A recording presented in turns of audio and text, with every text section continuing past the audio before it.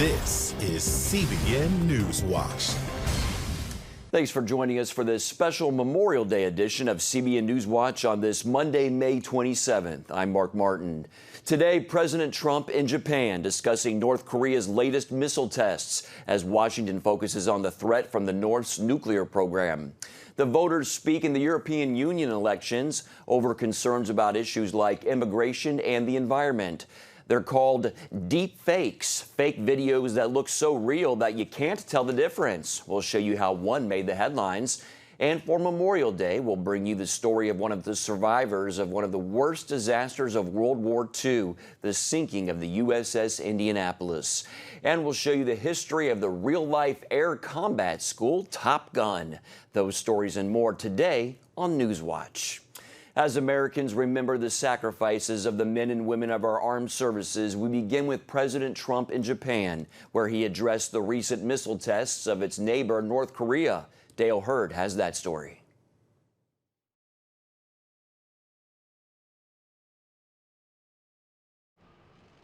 The Japanese gave President Trump a lavish state welcome, befitting the first world leader to meet with Japan's new emperor. Trump and Japan's prime minister had plenty to talk about. We are going to discuss various challenges of the international community, including North Korea. The president tweeting that he's not bothered by the rogue regime's recent small-range missile launches. He's confident Chairman Kim will keep his promise to get rid of the nation's nukes. I personally think that lots of good things will come with North Korea. That seems in contrast with National Security Advisor John Bolton, saying the test violated UN Security Council regulations. The North Koreans responded by calling Bolton a warmonger. On NBC's Meet the Press, Trump Press Secretary Sarah Sanders said the president thinks a good relationship with Kim is essential. The president's focus in this process is the relationship he has and making sure we continue on the path towards denuclearization. But on Fox News Sunday, Trump ally Senator Lindsey Graham said Kim will only give up his weapons when forced to. The only way Kim will give up his nuclear weapons if he believes he's better off without them, and you've got to make the threat of military force real if he continues to develop missiles and bombs directed at America. What we do in Venezuela and what we do in Iran will make a difference as to how Kim reacts to us in North Korea. In Japan, Trump also talked about Iran, and with Abe considering visiting the Islamic regime next month, Trump could be open to talks with Iranian leaders. And I do believe that Iran would like to talk, and if they'd like to talk, we'd like to talk also. We'll see what happens. But I know for a fact that the Prime Minister is very close with the leadership of Iran, and we'll see what happens. That would be fine. Nobody wants to see terrible things happen, especially me. The administration is sending 1,500 more troops to the Middle East as force protection as tensions with Iran increase. This after surveillance showing Iranian militia moving missiles onto boats, resulting in a carrier group and B-52s being sent to the region. Dale Hurd, CBN News. Europe is living in a new political reality today after more conservative, nationalist, and environmentalist groups did well in the European Union's parliamentary elections, shrinking the numbers of the ruling pro-EU political parties. Turnout was the highest in 25 years at just under 51%, as voters took their concerns about immigration, security, and climate to the ballot box. The results mean the EU Parliament will remain highly fractured for the next 5 years. The president of Israel says he's shocked by a warning from Germany's Commissioner on Anti-Semitism that Jews should not wear skull caps at all times everywhere in Germany out of fear for their safety. Israeli President Reuven Rivlin said in a statement, "We will never submit, will never lower our gaze, and will never react to anti-Semitism with defeatism and expect and demand our allies act in the same way."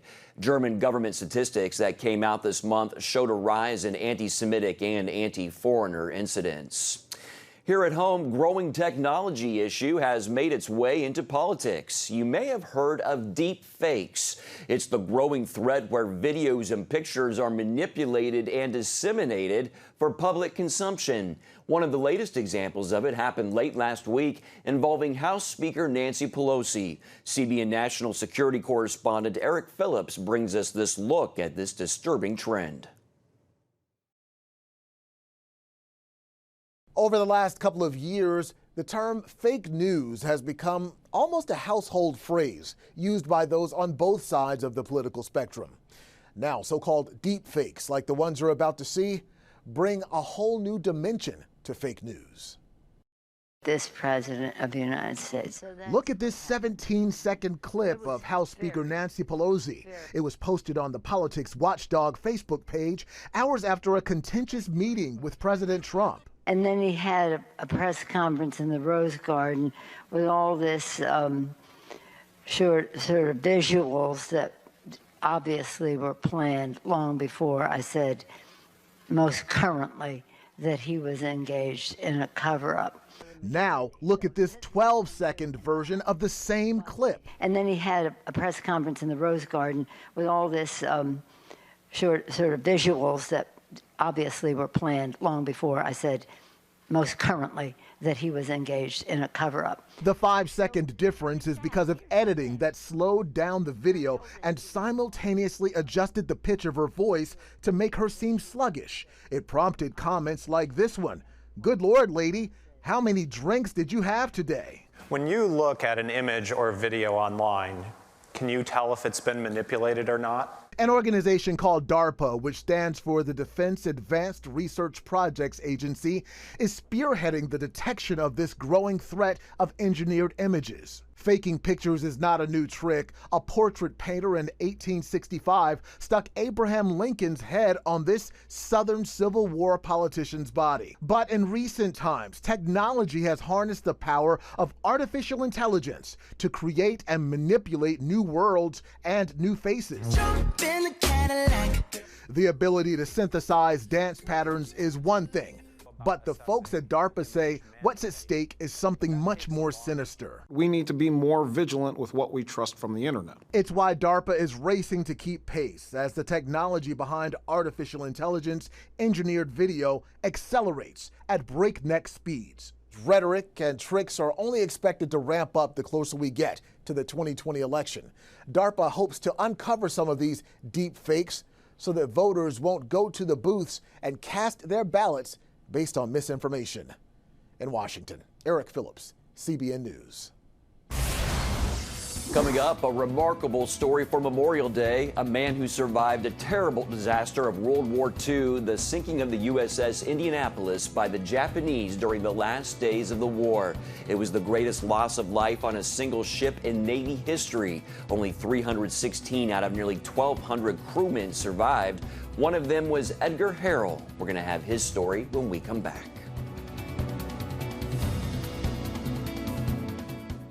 People want to know, is there a plan and how do you find it? CBN presents The Plan. 8 keys for understanding God's will for your life. We're going to talk about God's plan for your life. Is there a plan for everyone's life? In Pat Robertson's latest teaching, you'll discover the secret to knowing and living out God's unique purpose for you. The plan of God will be unfolded in your life in ways you couldn't believe possible. In The Plan, Pat reveals the principles to understanding God's will so that you will be filled with peace, provision, joy, and satisfaction. Plus, see amazing stories of how others are living out their individual purpose intended by God. God is faithful, and we did what He told us to do. Live the life God has designed for you. I hope that God works out a plan in you that will bring blessing, joy, peace, and happiness. Get The Plan. Call 1-800-700-7000 or visit CBN.com. Remember for a moment what it was like to be a child. You believed every story you were told. You saw a world full of endless possibilities. What stories will the world's orphaned and at-risk children believe? We believe the Bible tells the only story truly worth believing. We believe that every child should have the opportunity to dream, The chance to take challenges and turn them into possibilities. The chance to stand on the promises of God, to recognize their place in the greatest story ever told. They have their whole lives ahead of them. Theirs is a world of endless possibilities. They are looking for a story to believe. We will tell them that story. Will you join us?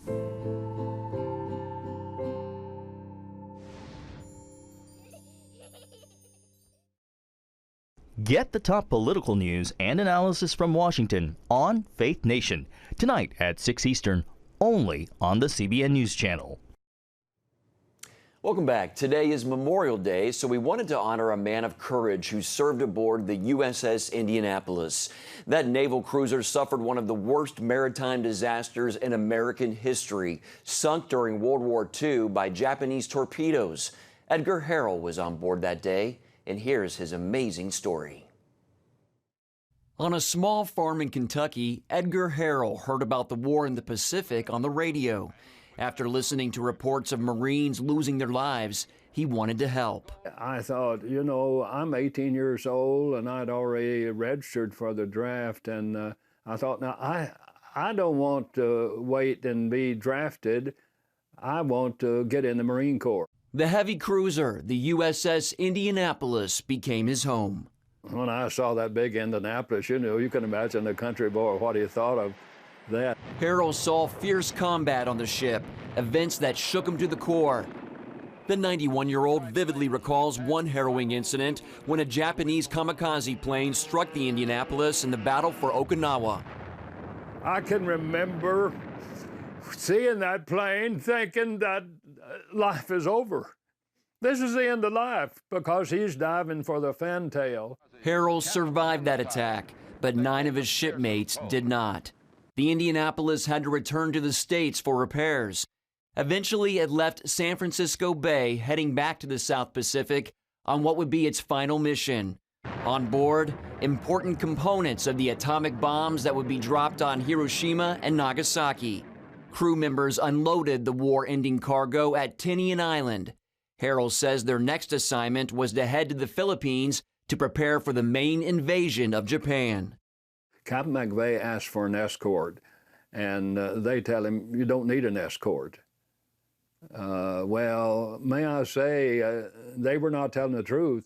They could have said, you need an escort. Why? Because 4 days before, we lost a destroyer, the USS Underhill. We lost 129 boys.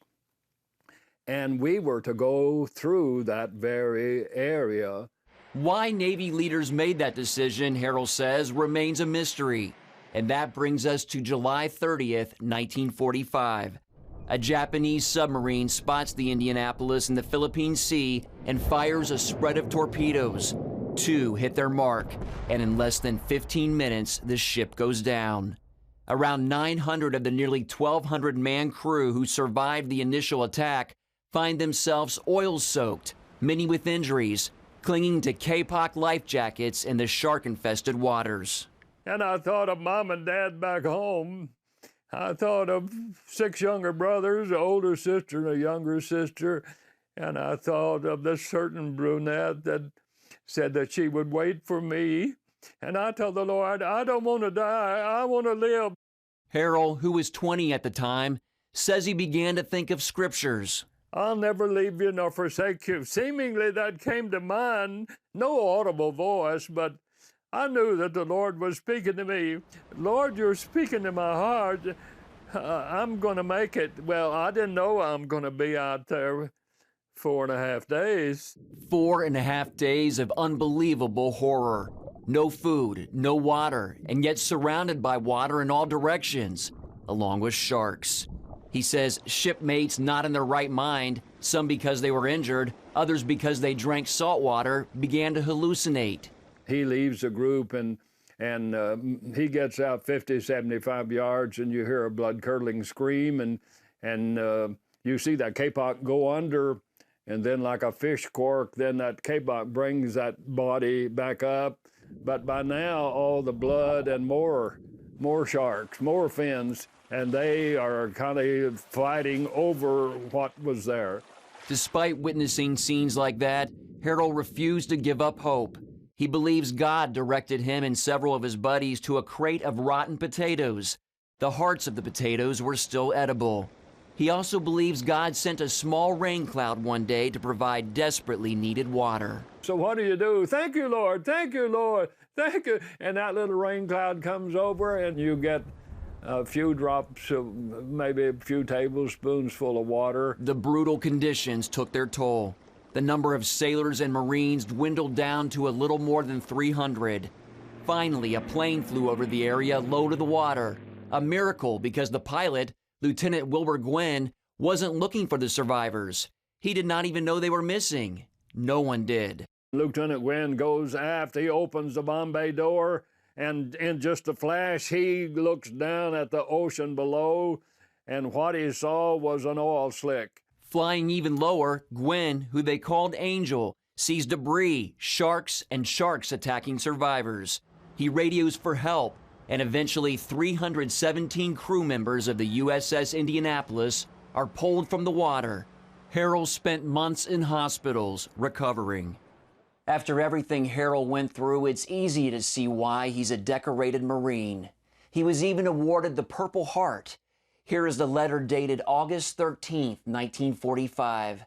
The Purple Heart is awarded by the medical officer in command to Edgar Alvin Harrell for wounds received in action against an enemy of the United States on July 30th, 1945. He went on to marry Ola, the brunette who waited for him. Harold shares his story of God's providence at schools and churches. He calls it a ministry. He and his son David also chronicled the unforgettable story in a new book, Out of the Depths. There's not a day that goes by, many, many times a day, I just look up and say, thank you, Lord.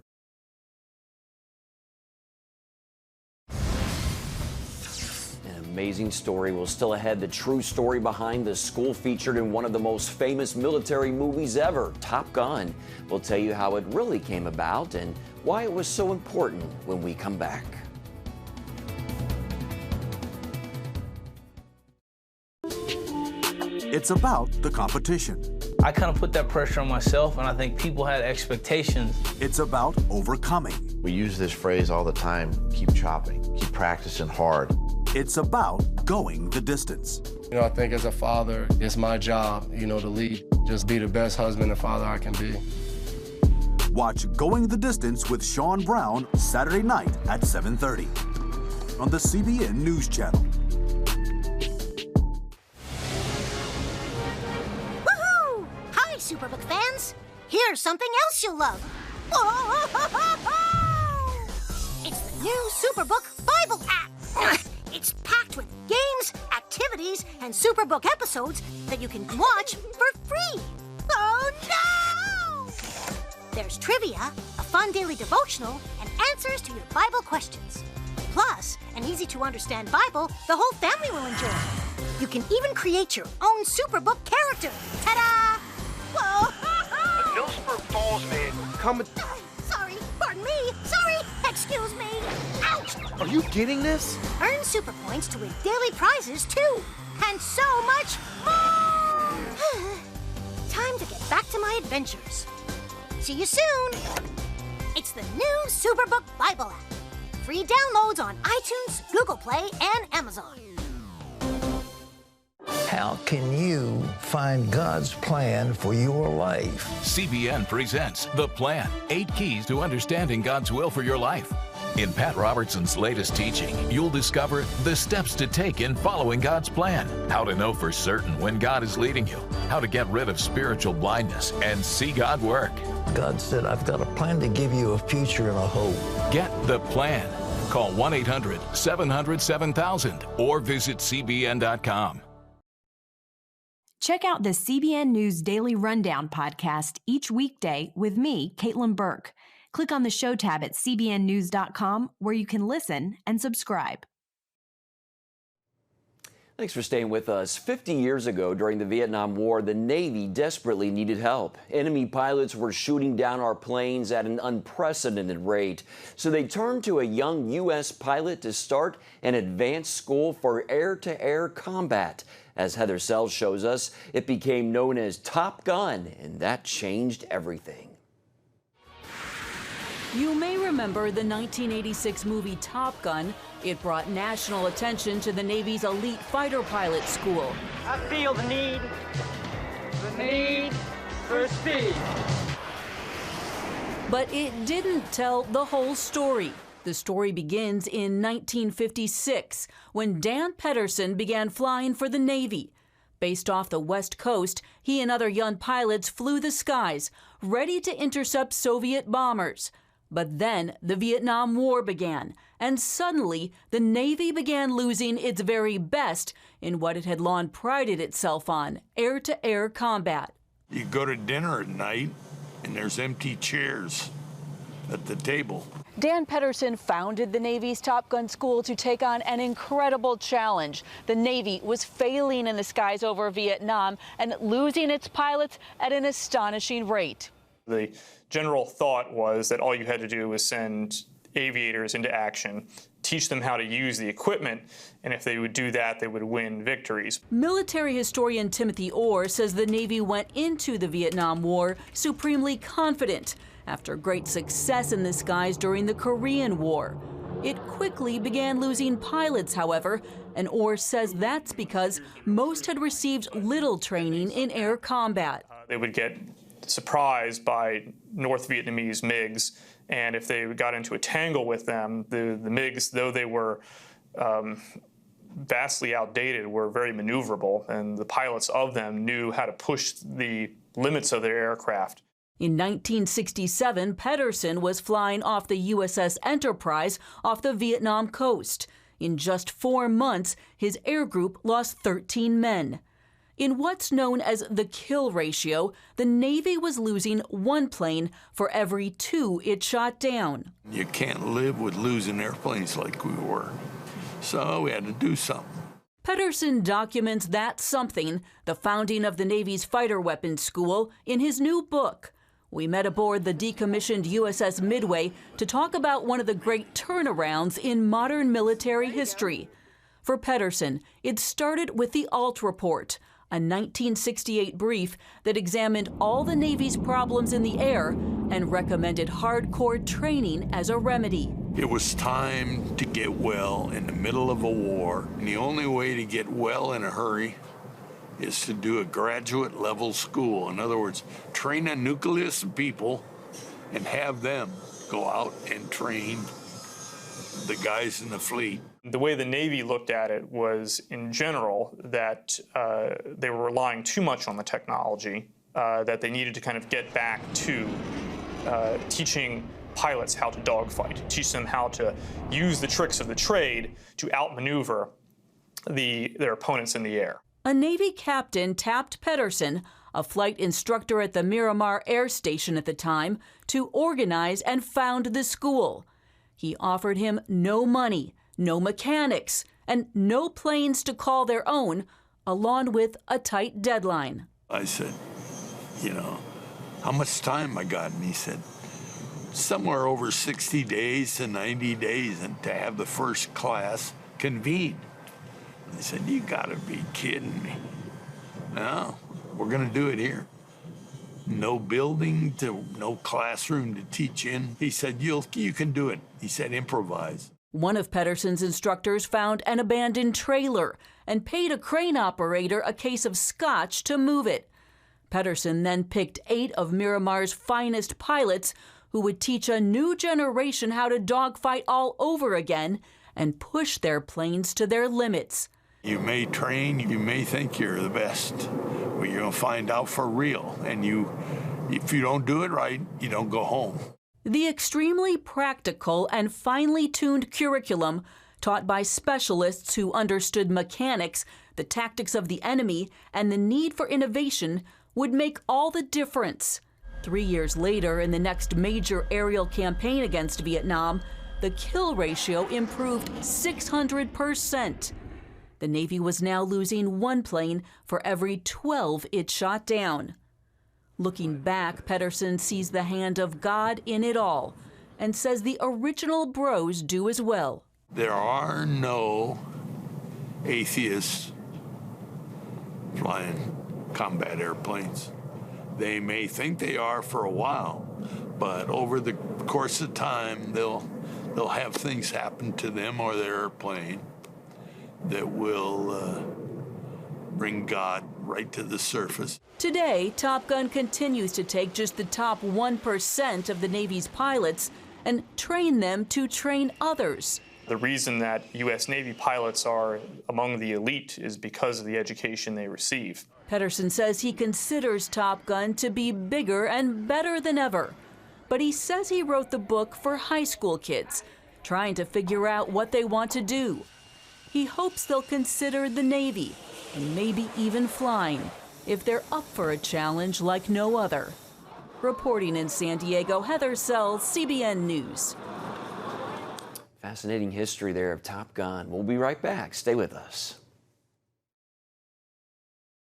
As the world watches from the outside, it's a big diplomatic tug-of-war here in the Middle East. Go inside the story with Jerusalem Dateline. Israeli archaeologists are talking about a discovery that could change the thinking about the Temple Mount. Join CBN Jerusalem Bureau Chief Chris Mitchell and get the biblical perspective on the events shaping the world. What starts in Israel then ends up going to other places. Watch Jerusalem Dateline, Friday night at 9:30 on the CBN News Channel.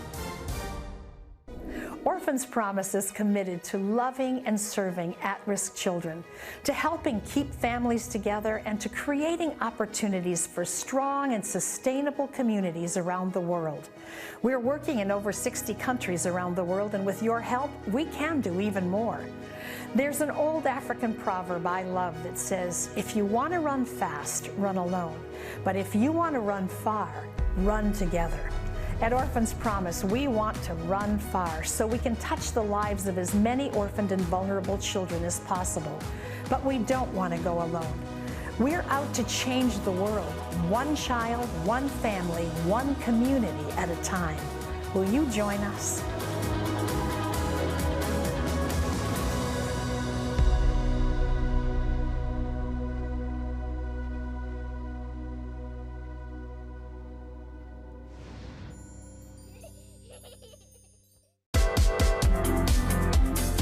Meet the pastors who are preaching the gospel in a fresh, fearless way.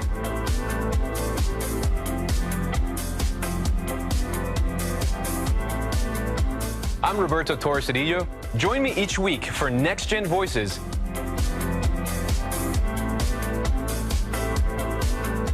And watch God transform a generation.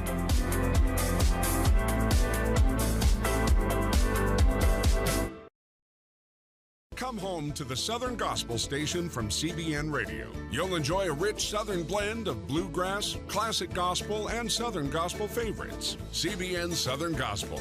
Available now at cbnradio.com.